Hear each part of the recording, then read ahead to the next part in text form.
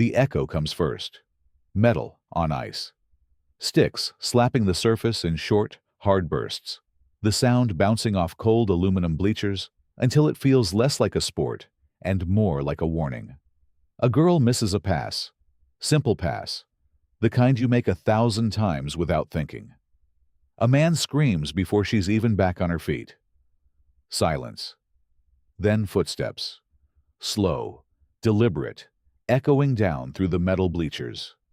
Someone is walking toward the rink. Someone. Nobody invited. Are you going to make her cry again? A hard cut, black screen.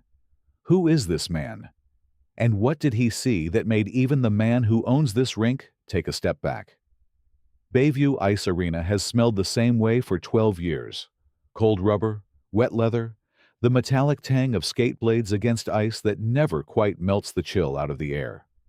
Fluorescent lights hum overhead, flickering slightly, the kind of hum you stop hearing until it's the only thing left in a silent room. 15-year-old May ties her skates in the corner of the rink where nobody has to look at her. She's the only girl on the team, and she has learned, over 2 seasons, exactly how small a person can make herself. She steps onto the ice. Her legs are heavy today, not from the cold, but from 3 hours of drills the night before. Drills she wasn't supposed to run alone. Drills she ran anyway, because falling short in practice costs more than falling short of sleep. The puck comes toward her. A simple pass. She reaches, misses the angle by inches, and the puck slides past her skates into the boards. Again. The voice doesn't wait for her to stand. Marcus Doyle doesn't raise his voice slowly. He starts loud and stays loud. A man who learned somewhere along the way that volume is easier to produce than respect. 46 years old, whistle around his neck like a badge he never earned any other way. 12 years head coach of this youth team, and every one of those years, this rink has been the one place where nobody tells him no. You want to keep making that mistake in front of everyone? Is that the plan?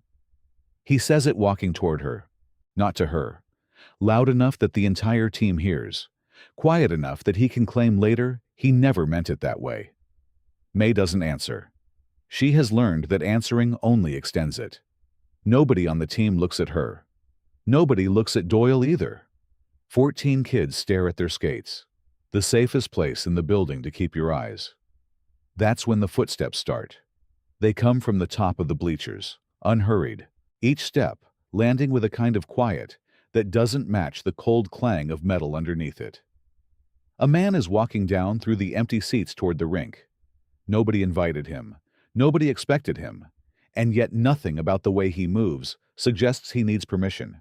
He's not big. That's the first thing the room notices, and it's the wrong thing to notice, because size was never going to be the point. He stops at the boards. He doesn't shout. He doesn't need to. Are you going to make her cry again? Doyle turns. For a moment, he doesn't know if the question is a joke. Excuse me? I asked if that's the plan. The man's voice doesn't rise to meet Doyle's volume. It stays exactly where it is, and somehow that makes it carry further. A few of the kids look up now. May looks up too, just enough to see a stranger standing at the boards, like he's been coming here for years, though nobody has ever seen him before. Doyle laughs, the kind of laugh a man uses to buy himself a second to think. This is a closed practice. Who let you in? The door. The man doesn't smile when he says it. It isn't a joke, and Doyle understands that, a half-second too late. Nobody in the building knows his name. Not the players. Not the 2 assistant coaches standing near the bench pretending not to watch. Not Doyle. He offers nothing. No introduction. No credentials. No context. Whatever authority he carries without needing anyone to confirm it exists. He looks at May. Show me the pass again. She hesitates, glances at Doyle first. The way you check whether it's safe to breathe before you do it. Go ahead, the man says. And something in the way he says it makes her believe, for the first time in months, that a mistake right now won't cost her anything. She takes the pass. Misses again. Same angle, same instinct, pulling her stick a fraction too far. The man doesn't react like it's a failure. He steps toward a bench, picks up a spare stick leaning against the boards, and walks onto the ice without asking anyone if he's allowed to. He doesn't skate like it's unfamiliar. He doesn't skate like it's a performance either. He moves the way water finds the low point in a room. No announcement, no effort spent proving anything. The problem isn't your hands, he tells her. It's your eyes. You're watching the puck instead of the space it's going to be in half a second from now. He sets up beside her, sends the puck across the ice at the exact angle Doyle screamed at her for missing 3 times. She receives it clean. The rink goes quiet in a different way than before. Not the quiet of fear. The quiet of something nobody in the room has a name for yet.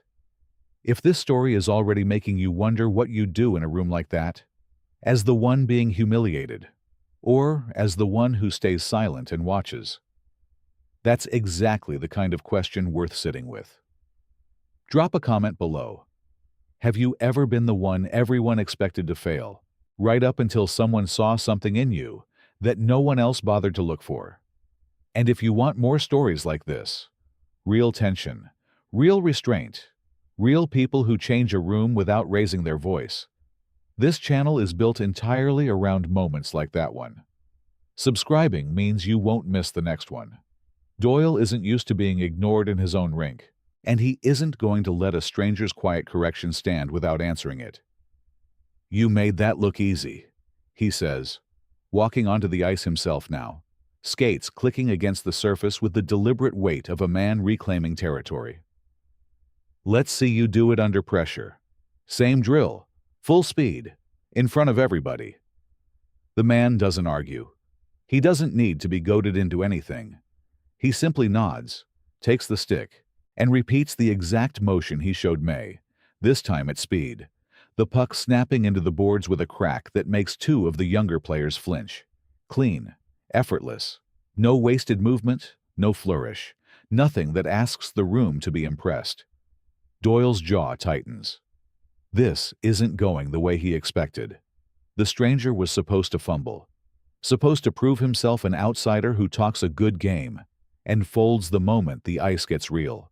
Instead, the room is watching a man who makes 12 years of Doyle's shouting look like noise. So Doyle reaches for the only weapon he has left. "Fine," he says, forcing a smile that doesn't reach anywhere near his eyes. "Since you're such an expert, you do it. Same drill, right now, in front of the whole team." He means for it to be a trap. He means for the stranger to hesitate, to have some excuse, to prove himself just another voice from the bleachers who talks bigger than he plays. The stranger doesn't hesitate. He does the drill himself. Flawless, weightless, the puck landing exactly where it should. Then he turns to Doyle. "Your turn." The rink goes still in a way 12 years of practices never managed. Doyle laughs it off first. Of course he does. Laughing is armor. But the laugh doesn't last. He steps toward the puck, sets his feet, raises the stick, and stops. His shoulder remembers something his mouth has spent 12 years trying to make everyone forget. The injury at 22. The one that ended every real chance he had at this game. The one that turned a promising college player into a man who never got the call he spent his whole life waiting for. He hasn't taken a full shoulder-driven shot like this since the day it happened. His body knows what his pride refuses to admit. That the motion he's demanding from a 15-year-old girl is one his own shoulder can no longer make without paying for it. He doesn't take the shot. He lowers the stick instead, slowly. And the silence that follows says more than any shout ever has. 14 kids who have spent 2 seasons staring at their skates every time Doyle raised his voice are staring at him now instead, not with satisfaction. With understanding, the specific, quiet understanding of watching a man's whole performance collapse into what it always was underneath. Fear of his own body, dressed up as authority over everyone else's. Doyle doesn't say anything. He skates off, alone, toward the bench, still wearing his skates, not looking at anyone. The stranger doesn't follow him. Doesn't gloat. Doesn't call after him. Doesn't make the moment about the man who just lost it in front of his whole team. He kneels back down on the ice beside May instead. No audience for this part. No performance. Just the two of them, and the quiet click of a stick against a puck, again and again, slow enough that her body can learn what her fear never let it learn before. "Watch the space," he says again, softer now. Not the puck, the space. She tries it, misses, tries again. On the fourth attempt, she gets it clean, and she doesn't look at him for approval. She just knows, in her own body, that it worked. He says one more thing before he stands to leave, quiet enough that only she and the boy nearest them catch it. "You don't teach control by taking it away from someone smaller than you." He doesn't say it to the room. He doesn't say it for effect. He says it the way you say something true to the one person who needed to hear it. And then he walks back up through the cold metal bleachers, the same unhurried way he came down. In the stands, an older man has been sitting through all of it in silence. Alan Chen has watched his daughter get smaller in this rink for 2 seasons, has clenched his jaw through every practice, has told himself 100 times that complaining would only cost her the spot on the team she worked so hard to earn. He doesn't know the stranger's name either. Nobody does, not that day.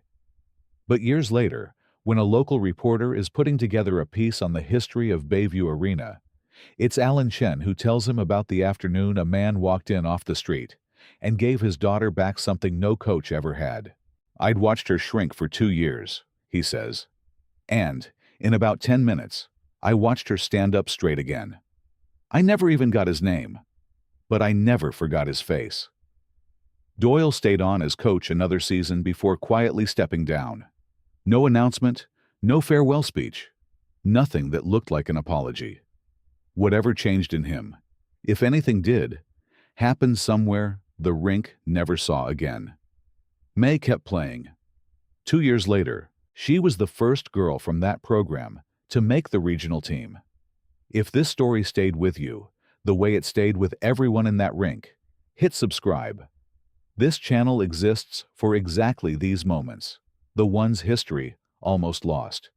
And before you go, tell me, what impressed you more? The way he executed that pass without a wasted motion, or the choice he made not to embarrass the man who tried to embarrass him? I read every comment, and I want to know which one stuck with you.